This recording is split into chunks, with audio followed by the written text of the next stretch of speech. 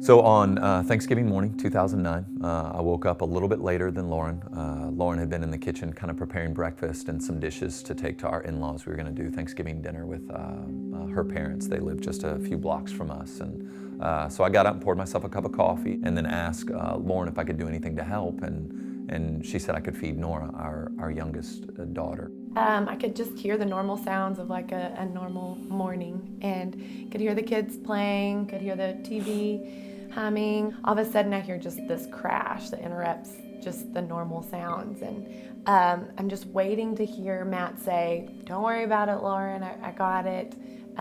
Waiting to hear something, and the only thing that kind of breaks the silence is Audrey saying, Dad, are you okay? I see Matt on the floor just in a grand mal seizure, just his whole body shaking. So the EMTs get him on the gurney and they take him to the ambulance, and just he kind of looks at me, but kind of looks through me. There's no recognition in his eyes when he looks at me, and I'm just wondering, is this what my lot? Am I gonna have a husband who will no longer know who I am, that for the rest of my life? I don't know how long this is gonna last, the effect of whatever just happened. So really where I pick back up is post-CT scan. To this point in my life, there just had never been a lot of bad news.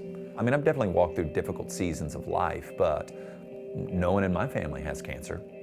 Some people who had seen the scan said that it looked like it was just gonna be like some sort of low-grade glioma, and they were gonna have to watch it, and I was probably gonna have to be on anti-seizure meds.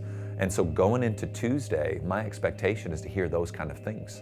And so we walk into Barnett's office, sit down, he pulls up that scan, and I mean, very quickly says, this looks bad. This will kill you. The question now is when. I mean, I felt like I got punched in the soul. That was the first time maybe in my life that it felt like the floor dropped out from underneath me. I asked the question, what's the prognosis? And he said 2 to 3 years. So I think more than anything, the prognosis is what just felt like a kick to the stomach. I shed some tears and then geared up. I mean, I don't know how else to explain it. I just felt like I shed some tears, and then we were like, okay, let's see what the Lord's gonna do. What the Lord stirred up and showed me is that I had some idolatry in my life, and I had some confidence in me in my life that ultimately is the kind of idolatry that you would never get in trouble for. That I really believed that my kids were gonna know and love the Lord, not because He was gracious and merciful to them, but that I trained them in it. And so there's an element that God has called me to train them, but really all I can do with my kids is put kindling around them. I can't light the fire. I can just put the little sticks there in the hopes that the Holy Spirit will.